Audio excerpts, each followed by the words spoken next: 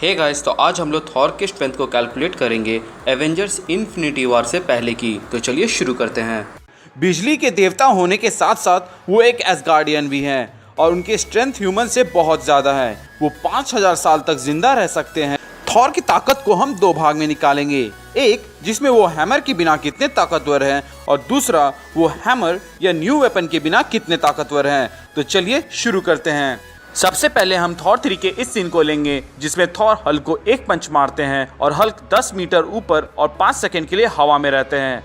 अगर हम हल्क की वेट को 650 किलोग्राम माने तो थॉर को ऐसा करने के लिए लगभग 60 टन से भी ज़्यादा फोर्स जनरेट करना होगा, अगर हम सकार और अर्थ की ग्रेविटी को एक माने तो अब चलते हैं एवेंजर्स मूवी के इस फाइट सीक्वेंस के दौरान जब वो आयरन मैन को लोकी से दूर रखने के लिए लड़ रहे थे। इस सीन में वो अपने दोनों हाथों से टोनी स्टार्क के सूट को क्रश करते हैं और आयरन मैन 1 की एंडिंग में बताया गया था कि उनका आर्मर गोल्ड टाइटेनियम एलॉय से बना है। और 2016 में राइस यूनिवर्सिटी के कुछ छात्राओं ने ये कैलकुलेट किया कि गोल्ड टाइटेनियम एलॉय स्टील से 4 गुना ज़्यादा स्ट्रॉन्ग है। स्टील को ब्रेक करने के लिए 2531 किलोग्राम फोर्स पर सेंटीमीटर स्क्वायर लगता है, यानी कि आयरन मैन के आर्मर को क्रश करने के लिए थॉर को 10,124.2 किलोग्राम फोर्स पर सेंटीमीटर स्क्वायर लगेगा। क्योंकि एरिया ऑफ इम्पैक्ट बहुत कम है, थॉर को अपने हाथों से ऐसा करने के लिए 1500 टन ऑफ फोर्स की ज़रूरत पड़ेगी। लेकिन ये क्या, ये तो हल्क से बहुत कम है। बस थॉर इतना ही ताकतवर है? तो दोस्तों पिक्चर अभी बाकी है। थॉर 3 के इस क्लासिक सीन में हम देखते हैं कि जब थॉर और हल्क एक दूसरे को पंच करते हैं तो आप क्लियरली देख सकते हैं कि रेजोनेंस फ्रीक्वेंसी से कितना डैमेज हुआ है। और ऐसा करने के लिए टोटल 8000 टन ऑफ फोर्स से ज़्यादा फोर्स लगता है। और मेरे पुराने वीडियो में जिसमें हल्क का स्ट्रेंथ को कैलकुलेट किया था उसमें बताया था कि हल्क अप्रॉक्सीमेटली 3700 टन से भी ज़्यादा फोर्स एक्सर्ट कर सकता है, यानी कि अगर हम दोनों को बराबरी माने तो 4000 टन ऑफ फोर्स दोनों एक दूसरे के ऊपर लगा रहे थे। और क्योंकि थॉर का अटैक करने का तरीका सही था, हल्क दूर फेंका जाते हैं। इतने फोर्स से पंच खाने के बाद भी हल्क अगले राउंड के लिए खड़ा होता है।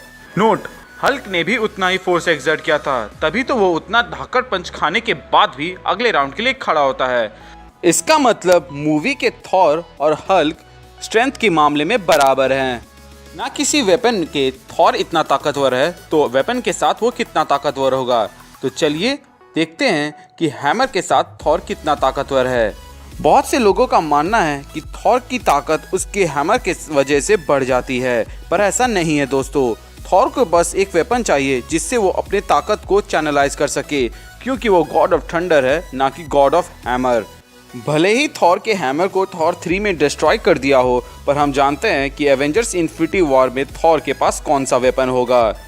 थॉर अपने हैमर से दुश्मनों के छक्के छुड़ाने में कुछ कम नहीं। क्योंकि हम थॉर के हैमर का वेट नहीं जानते, उसे एक मामूली हैमर मानेंगे।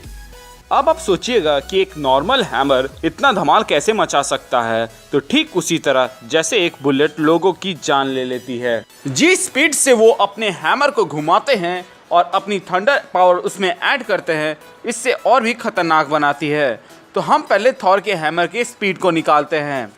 एंड इसके लिए थॉर 2 का ये सीन जहाँ मैलेकेथ के ऊपर थॉर हैमर फेंकते हैं, वो अर्थ टेलीपोर्ट हो जाता है और हैमर 1.3 सेकेंड्स के अंदर अर्थ के एटमॉस्फेयर को क्रॉस करता है, जो कि 16 किलोमीटर का है। 16 किलोमीटर तय करना, वो भी सिर्फ 1.3 सेकेंड्स में, उस हैमर की स्पीड को दर्शाता है, जो कि 27,692 माइल्स पर आवर है। और इतनी रफ्तार से कोई भी चीज़ किसी भी इंसान को यमराज के पास भेजने के लिए काफ़ी है, और किसी भी सामान को तबाह करने के लिए भी।